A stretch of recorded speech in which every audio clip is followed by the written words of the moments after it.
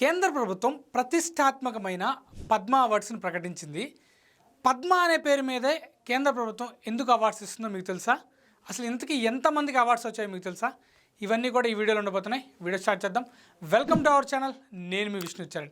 Guys, Padma అనే పేరు మీద ఎందుకు ఇవ్వాలి అవార్డ్స్? వచ్చుగా, ఏదైనా పేరు మీద ఇవ్వచ్చుగా, కానీ పద్మ అనే పేరు మీద ఎందుకు ఇస్తుందో ఇప్పుడు చెప్పబోతున్నాను. వీడియో ఎక్కడ నచ్చినా కూడా వీడియో లైక్ చేయండి, ఛానల్ని సబ్స్క్రైబ్ చేసి పెట్టుకోండి. అలాగే మీ ఒపీనియన్ కూడా కామెంట్లో తెలియజేయండి. పద్మ అంటే సంస్కృతంలో తామర పువ్వు అని అర్థం. ఈ అవార్డుల మెడల్స్ మీద కూడా తామర పువ్వు బొమ్మనే ఉంటుంది.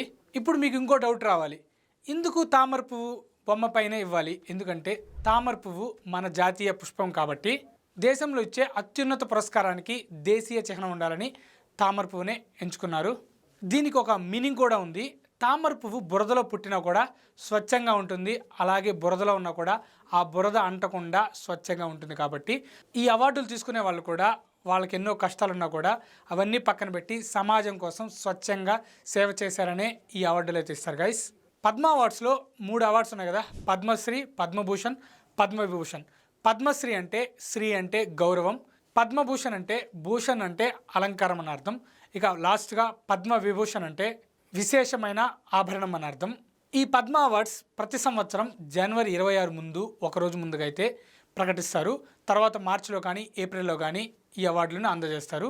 ఇప్పుడు మొత్తంగా 13 మందికి పద్మభూషణ్, 5 మందికి పద్మవిభూషణ్, 113 మందికి పద్మశ్రీ అవార్డులు అయితే ఇచ్చారు.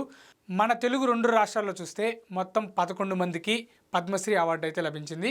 వాళ్ళలో ఏపీకి సంబంధించి 4 ఉన్నారు, అలాగే తెలంగాణకు సంబంధించి 7 మంది ఉన్నారు. వాళ్ళెవరో కూడా చూసి ఈ వీడియోని ముగిద్దాం. సో వీడియో మీకు ఎక్కడ నచ్చినా కూడా వీడియోని లైక్ చేయడం అయితే మర్చిపోవద్దు.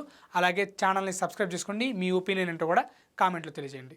ఏపీకి సంబంధించిన 4 వ్యక్తులు ఎవరంటే వెంపటి కుటుంబ శాస్త్రి గారు, గరిమెల్ల బాలకృష్ణ గారు, మురళీమోహన్ గారు, అలాగే రాజేంద్ర ప్రసాద్ గారు. ఇక తెలంగాణకు సంబంధించి అత్యధికంగా 7 మందికి పద్మశ్రీ అవార్డు లభించింది.